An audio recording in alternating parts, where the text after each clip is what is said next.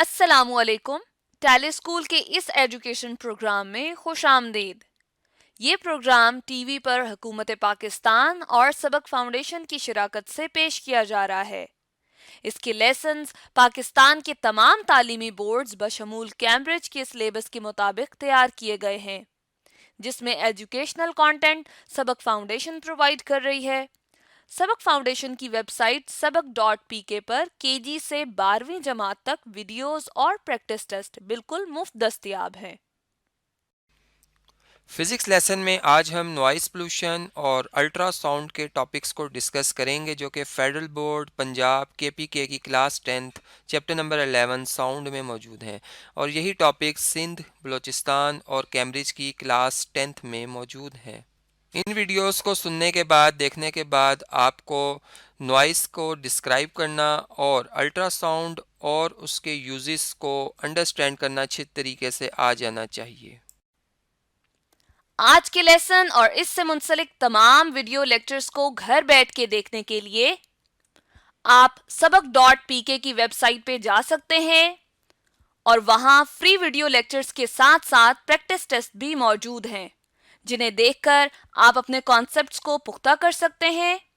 और इम्तिहानात में ट्यूशन लिए बगैर शानदार नंबर हासिल कर सकते हैं। ये सब कुछ सबक.pk की वेबसाइट पर बिल्कुल मुफ्त दस्तयाब है। सच हम बात करते हैं नॉइस पोल्यूशन के ऊपर, यानी ये किस तरह से पॉसिबल है कि अगर साउंड एक डिस्टरबेंस है मीडियम के अंदर, यानी हम कहते हैं जी साउंड क्या है, बेसिकली आवाज एक डिस्टरबेंस है मीडियम के अंदर। मीडियम से मुराद कि अगर आपके साइडों पे एयर पार्टिकल्स मौजूद हैं, तो अगर आप इन पे एयर पार्टिकल्स के ऊपर डिस्टरबेंस क्रिएट कराते हैं, ठीक है, यानी आपने यहाँ पे इनको डिस्टर्ब किया, ठीक है, उसके बाद ये डिस्टरबेंस नेक्स्ट पार्टिकल तक, फिर नेक्स्ट पार्टिकल तक, अब ये डिस्टरबेंस इस तरह से फ्लो करती है और इस चीज को हम कहते हैं जी this is called sound wave, ठीक है। अगर साउंड वेव एक डिस्टरबेंस है तो ये ऐसा क्यों है कि एक डिस्टरबेंस हमारे लिए एक प्लेजेंट इफेक्ट लेके आती है, यानी एक जो साउंड होती है वो हमारे लिए प्लेजेंट होती है, जिसको हम म्यूजिक का नाम देते हैं। हम कहते हैं जी हम एक कोई म्यूजिक सुन रहे हैं, ठीक है, और वही डिस्टरबेंस या उसी तरह की डिस्टरबेंस जो है, जब वो हम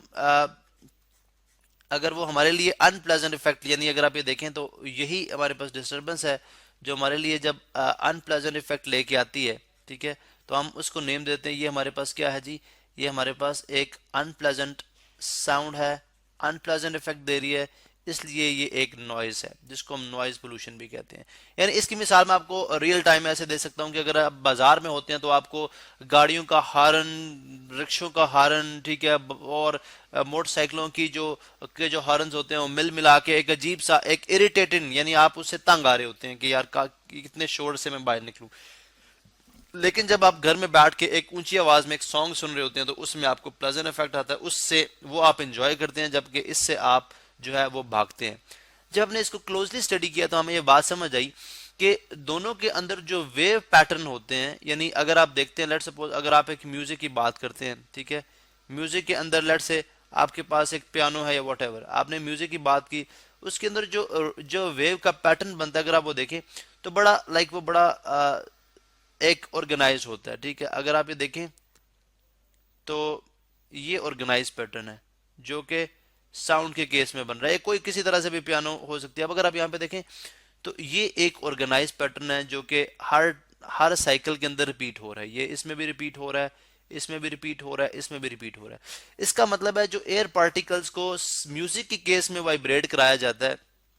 ठीक है, या वो जो डिस्टरबेंस क्रिएट की जाती है वो बड़ी एक पैटर्न के अंदर है, ऑर्गेनाइज्ड है, ठीक है, ऑर्गेनाइज्ड है, पैटर्न के अंदर है। यानी जब आप एक पार्टिकल को जो है राइट साइड पे कंप्रेस करते हो तो दूसरा पार्टिकल भी उसको राइट साइड पे कंप्रेस करता है और ऑलमोस्ट इक्वल मैग्नीट्यूड के साथ। यानी अगर आप ये देखें तो ये वाला पैटर्न, ये वाला पैटर्न, ये वाला पैटर्न, ये वाला पैटर्न, ये बहुत सिमिलर है। थोड़ी देर के बाद आपका जो ईयर है वो उस पैटर्न को रिकॉग्नाइज करता है और वो एक प्लेजेंट साउंड की तरह से आपको सुनाई देती है, जिसको आप एंजॉय करते हैं। लेकिन जब आप हॉर्न का देखते हैं तो उसका पैटर्न तो बहुत अजीब सा है। मैं ऐसे ही ड्रॉ करता हूँ, लाइक विदाउट एनी पैटर्न। यानी एक हॉर्न का पैटर्न क्या हो सकता है, एक हॉर्न यानी एक बाजार के अंदर जो जितने भी हॉर्न बज रहे हैं उनका पैटर्न इस तरह से हो सकता है, ठीक है, ये वेव का पैटर्न है। अब अगर आप यहाँ पे देखें तो इसमें कोई भी ऐसा ऐसा यानी हर साइकिल के अंदर वेव का पैटर्न डिफरेंट है, हर साइकिल के अंदर अगर देखते हैं तो वेव का पैटर्न जो है वो मुख्तलिफ है। तो इसका मतलब है कि जब आप मॉलिक्यूल्स को बेहंगम तरीके से, ठीक है, बेतरतीबी के साथ, यानी बेतरतीबी के साथ चलो यहाँ पे स्वेलिंग में ठीक लिख देता हूँ, बेतरतीबी के साथ जो है वो उनके अंदर डिस्टरबेंस पैदा करेंगे, तो डेफिनेटली वो जब आपका ईयर या कोई भी जो हियरिंग एड डिवाइस है, यानी आपके कान जब उसको इंटरप्रेट करेंगे, उसको रीड करेंगे, तो वो भी उसी तरह से अनप्लेजेंट तरीके से रीड करेंगे। यानी कि एक तरह आप एक ही कंप्रेशन होगी और कंप्रेशन का मैग्नीट्यूड थोड़ा सा, यानी अगर आप यहाँ पे मैं आपको दिखाऊं तो कंप्रेशन यहाँ पे आई, ठीक है, कंप्रेशन यहाँ पे आई, यहाँ पे रेयर फैक्शन बहुत चली नीचे चली गई, फिर कंप्रेशन आ गई, फिर कंप्रेशन आ गई, फिर रेयर फैक्शन, फिर compression, compression, rarefaction, compression, rarefaction. अब अगर आप यहाँ पे देखें, अब जो कि बज़ाहिर एक क्रैश ट्रफ की फॉर्म में होता है, लेकिन मैं जस्ट उसको एक इस फॉर्म के अंदर लिख रहा हूँ, ठीक है। तो अगर आप इस तरतीब के साथ मॉलिक्यूल्स के अंदर डिस्टर्बेंस क्रिएट कराएंगे तो डेफिनेटली वो एक आपके लिए अनप्लेजेंट इफेक्ट ही क्रिएट करेगा, अनप्लेजेंट इफेक्ट ही क्रिएट करेगा, जिसको आप अनप्लेजेंट इफेक्ट, जिसको हम जो है वो नॉइज कह देते हैं। अब यहाँ पे हमें देखना है कि नॉइज के डिसएडवांटेजेस क्या हैं, हम उनको भी स्टडी कर लेते हैं इसी के अंदर। अब अगर आप देखें तो हम जो नॉर्मली एक ह्यूमन के लिए जो कि आप जानते हैं कि डेसिबल जो है वो आपकी लाउडनेस का यूनिट है, यानी इंटेंसिटी लेवल जिसको हम बोलते हैं, या sound level, level intensity level और साउंड लेवल, यानी इस इस साउंड की कितनी इंटेंसिटी, इसका लेवल क्या है, क्या ये हमारी जो रेंज है, यानी जितनी हमारी ह्यूमन ईयर एक आवाज सुन सकता है उस रेंज में आएगी ह्यूमन ईयर, ठीक है। अगर उस रेंज में आएगी तो क्या इतनी इंटेंसिटी की साउंड हम सुन सकते हैं, हमारे लिए अनप्लेजेंट तो नहीं है। तो हमने देखा कि जो इंटरनेशनल लेवल के ऊपर जो कि ह्यूमन के लिए रिकमेंड की जाती है, या जो कि रिकमेंडेड है या जो अलाउड है, वो है जी 85 to 90, यानी अगर वो लोग जो फैक्ट्रीज में काम करते हैं, फैक्ट्रीज बहुत डिफरेंट तरह की साउंड प्रोड्यूस करा रही हैं जो कि बड़ी अनप्लेजेंट हैं, और जो कि वर्कर्स हैं उनके लिए बड़ी प्रॉब्लम क्रिएट करते हैं, उनकी जो कुव्वत स्मार्ट है, यानी जो सुनने की सलाहियत है उसके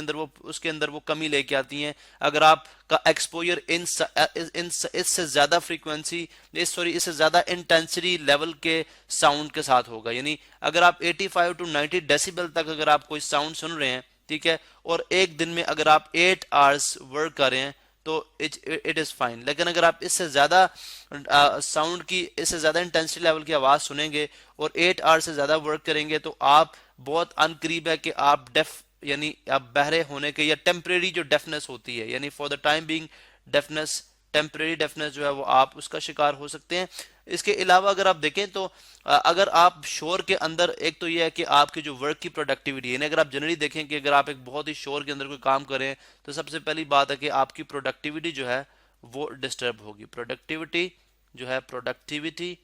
विल बी डिस्टर्ब, ठीक है। उसके अलावा दूसरा जो इफेक्ट होगा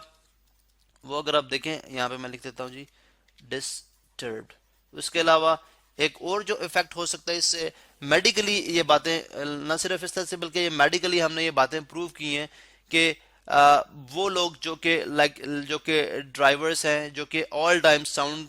से उनका एक्सपोजर होता है, टेलीफोन ऑपरेटर हैं, ठीक है, टेलीफोन ऑपरेटर हैं जो कि ऑल टाइम्स कॉल सुन रहे हैं, ठीक है,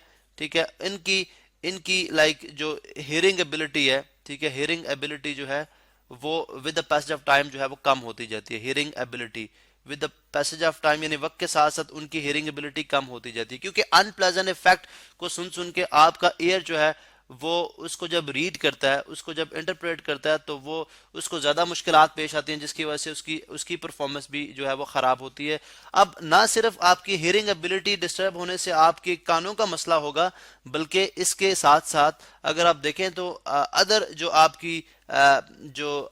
प्रॉब्लम्स है, जैसे कि हम यूं कह सकते हैं कि अगर आप जो है वो आपको ब्लड प्रेशर का मसला हो जाएगा, ब्लड प्रेशर का मसला हो सकता है, ठीक है, आपको हार्ट प्रॉब्लम्स हो सकते हैं।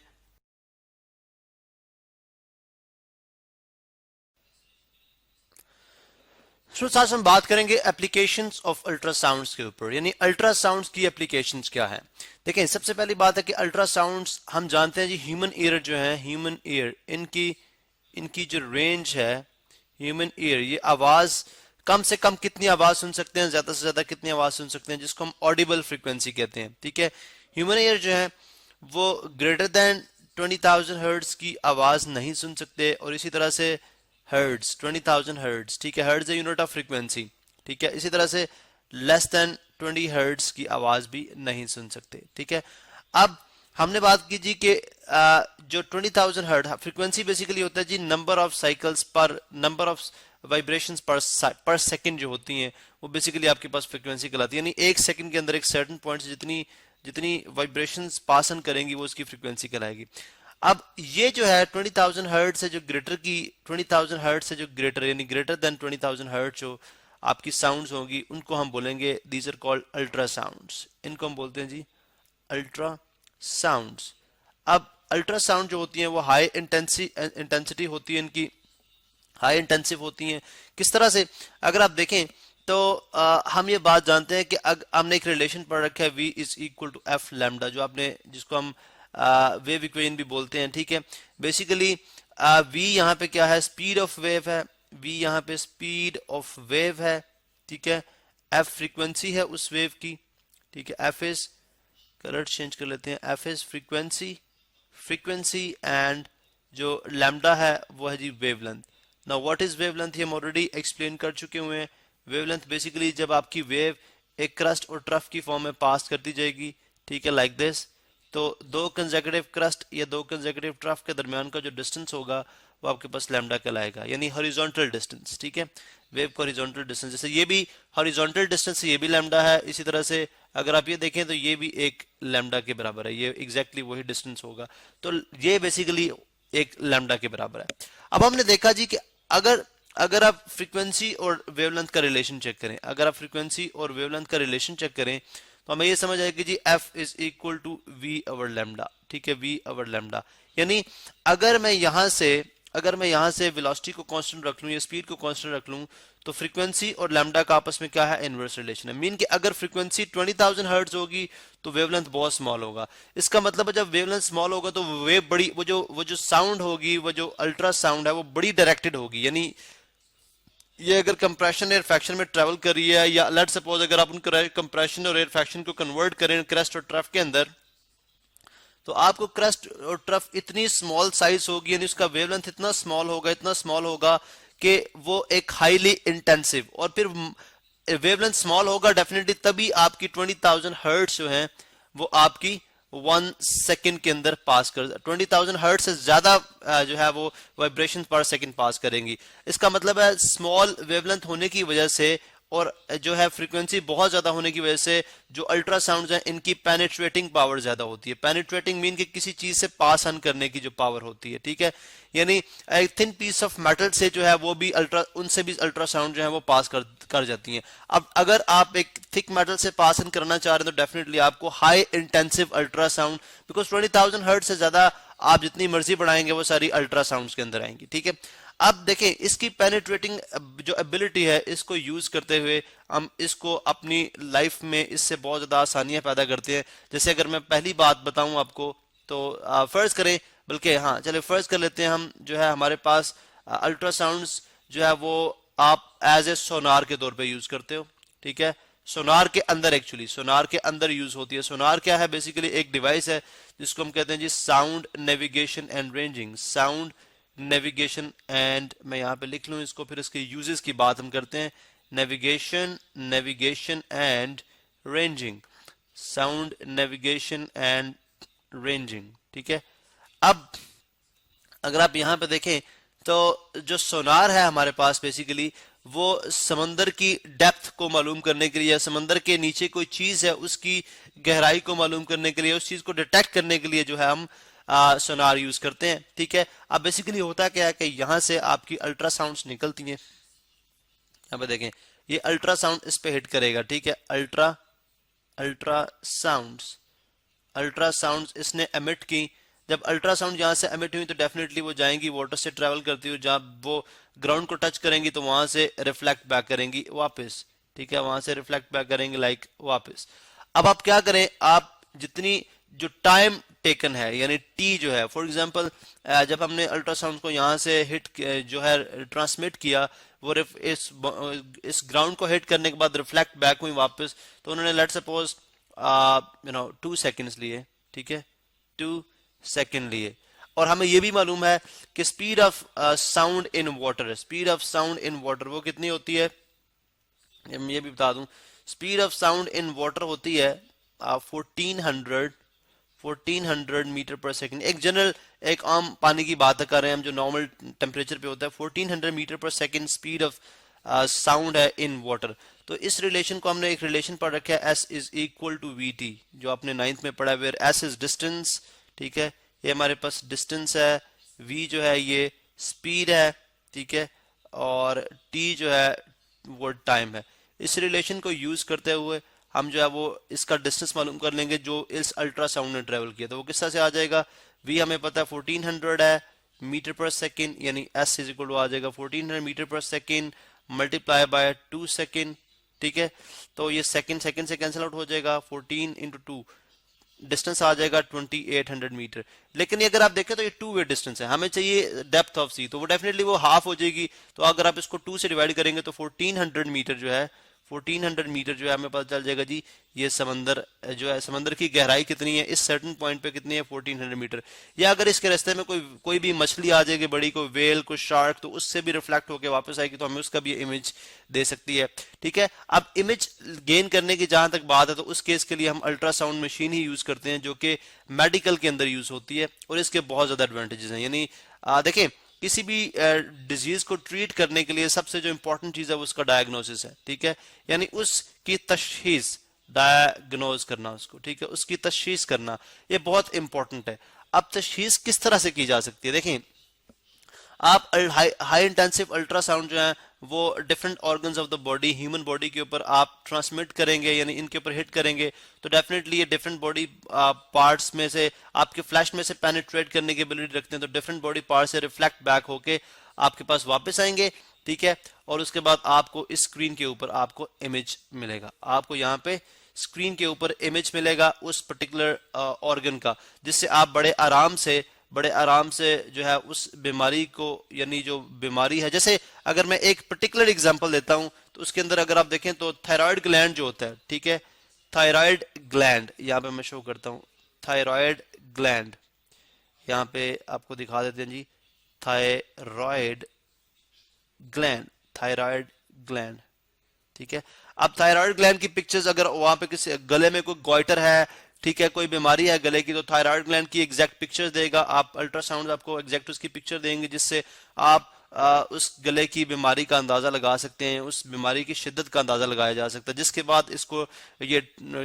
प्रॉपर ट्रीटमेंट उसका स्टार्ट किया जा सकता है। इसमें इंपॉर्टेंट बात यह भी है कि ना सिर्फ डायग्नोसिस के लिए बल्कि ट्रीटमेंट के लिए भी यूज की जाती है। अब ट्रीटमेंट किस चीज का अगर आप देखें तो किडनी स्टोन्स, हाई इंटेंसिव जो आपकी अल्ट्रासाउंड है वो किडनी स्टोन्स को रिमूव करने के काम आती हैं, ठीक है, किडनी स्टोन्स को रिमूव करने के काम आती हैं। इसी तरह से ब्लड क्लॉटिंग, यानी अगर आपका आर्टरीज के अंदर, यानी आपकी जो